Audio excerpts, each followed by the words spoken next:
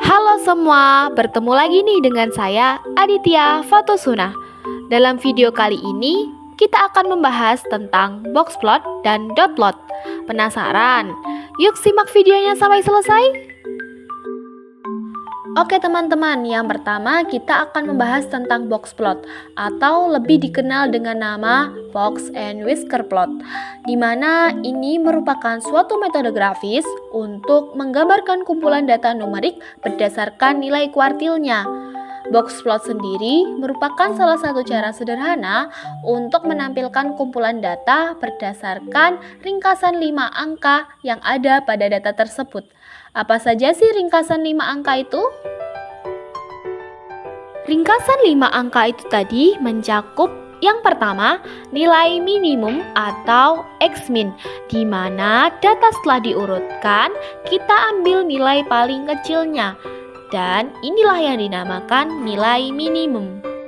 Selanjutnya ada 3 nilai kuartil, yaitu kuartil pertama, kuartil kedua atau median, kemudian ada juga kuartil ketiga.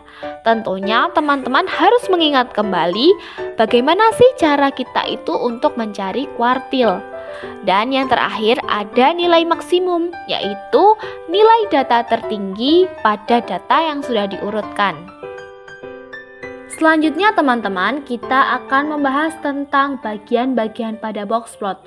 Box plot sendiri secara umum terdiri atas 2 bagian, yaitu sebuah kotak, itu yang di tengah, kemudian satu pasang garis. Dan for your information, Q1 ini nanti berada di sisi kiri kotak, kemudian Q2-nya berada di dalam kotak, dan Q3 berada di sisi kanan kotak. Kemudian letak Q2 ini bisa lebih dekat dengan Q1 ataupun Q3 tergantung bagaimana datanya. Untuk elemen yang pertama ada whisker, yaitu garis ke kiri dan ke kanan yang berada di samping kotak dan disebut dengan ekor.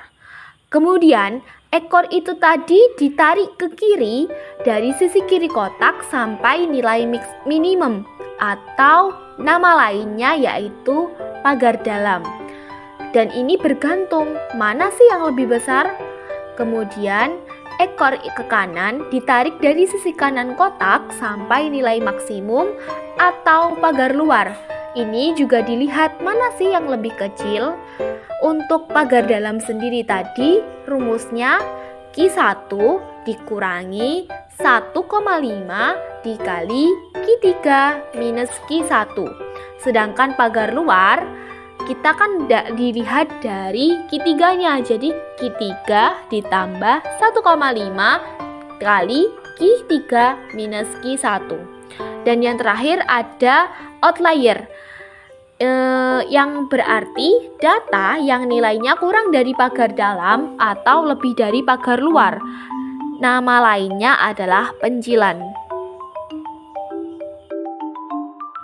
Untuk menggambar box plot sendiri terdiri dari 5 langkah. Yang pertama, kita harus menentukan nilai kuartil pertama, kuartil kedua, dan kuartil ketiganya. Jika kita sudah mendapatkan nilainya, kita harus menentukan pagar dalam dan pagar luar. Ini kita bisa lakukan dengan menandai setiap nilai yang kurang dari pagar dalam atau lebih dari pagar luar. Nilai-nilai ini bernama pencilan atau outlier. Kemudian kita gambar kotak berdasarkan nilai Q1, Q2, dan Q3. Lalu jika tidak ada nilai yang kurang dari pagar dalam, garis di sebelah kiri berhenti di nilai minimum. Tapi ada satu atau lebih pencilan, garis di sebelah kiri digambar dari Q1 dan berhenti pada pagar dalam. Setiap nilai pencilan jangan lupa ditandai oleh bintang. Kemudian jika tidak ada nilai yang lebih dari pagar luar, garis di sebelah kanan berhenti di nilai maksimum.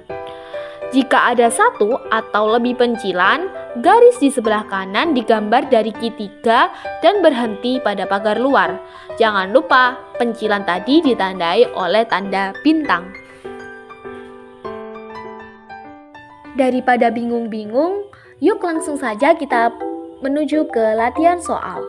Pada soal disebutkan bahwa buatlah box plot dari data berikut.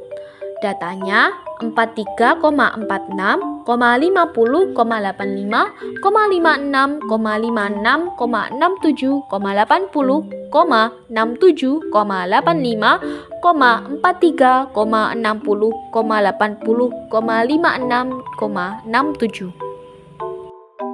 Untuk langkah yang pertama, kita harus melihat berapa sih banyak datanya. Banyak data disimbolkan dengan N, di mana pada soal di atas N-nya adalah 15. Kemudian kita urutkan data tersebut. Karena data tersebut belum urut, jadi kita harus urutkan dulu dari nilai terkecil hingga nilai terbesar. Kenapa sih harus diurutkan? Ini supaya memudahkan kita melihat nilai X minimum dan X maksimum. Setelah itu untuk mempermudah kita mencari kuartilnya.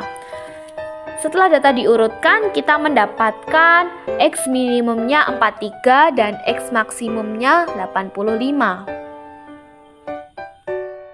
Oke, kita menuju langkah kedua, di mana langkah kedua ini mencari kuartil dan mencari jangkauan, kemudian mencari pagar dalam dan pagar luar. Nilai Q1 sendiri kita dapatkan dengan rumus 1 dikali jumlah data ditambah 1 dibagi dengan 4, yaitu nilai data keempat, di mana nilai data keempat adalah 50. Kemudian Q2-nya kita peroleh berdasarkan rumus, yaitu nilai data ke-8 dan hasilnya adalah 60. Sedangkan Q3 kita peroleh berdasarkan rumus, yaitu nilai data ke-12, di mana nilai data ke-12 adalah 80.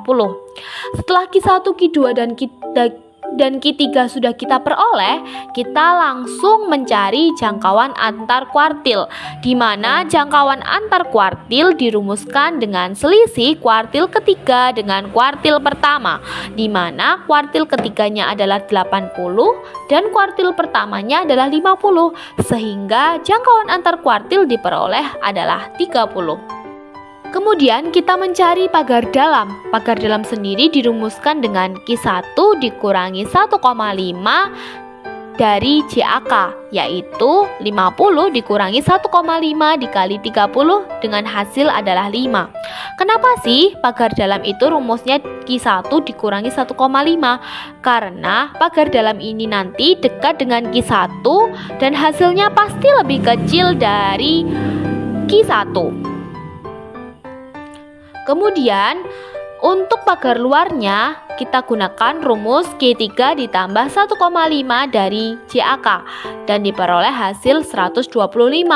Kenapa kok pagar luar itu rumusnya ditambah? Karena pagar luar itu hasilnya pasti lebih besar dari Q3.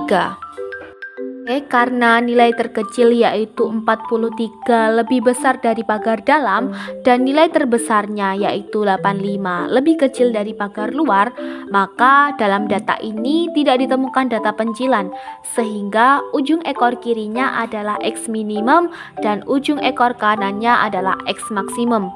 Bisa dilihat box plotnya pada gambar berikut. Oke, selanjutnya kita akan membahas tentang dot plot. Dot plot adalah diagram yang digunakan untuk mempresentasikan data dalam bentuk titik atau lingkaran kecil. Dot plot ini mirip dengan histogram yang disederhanakan atau diagram batang karena ketinggian batang yang dibentuk dengan titik mewakili nilai numerik dari setiap variabel.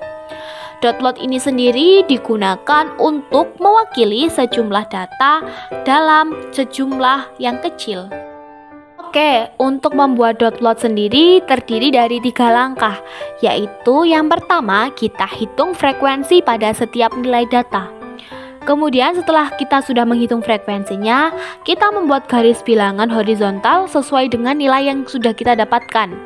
Kemudian kita buat titik-titik di atas nilai yang didapatkan dengan jumlah yang sesuai dengan frekuensinya. Sekilas mudah bukan? Untuk memperdalam penjelasan kalian, kita gunakan contoh soal ya teman-teman.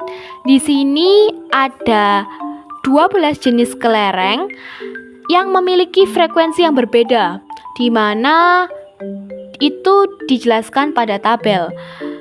Misal, kelereng pertama memiliki frekuensi 2. Jadi pada angka 1 kita beri dot atau titik di atasnya sebanyak 2. Kemudian untuk kelereng kedua ada 5. Jadi di atas angka 2 kita buat titik sebanyak 5. Begitu seterusnya. Dan di sini kan ada angka 6, 7, 8, 9. Langsung 11, tidak ada angka 10. Maka di sini pada angka 10 di atasnya tidak kita beri titik, melainkan kita kosongi dan langsung menuliskan titik pada kelereng ke-11. Bisa difahami teman-teman? Oke teman-teman, mungkin ini saja yang dapat saya sampaikan. Semoga penjelasan sedikit dari saya dapat membantu pemahaman kalian. Kurang lebihnya saya mohon maaf dan sampai jumpa pada video berikutnya.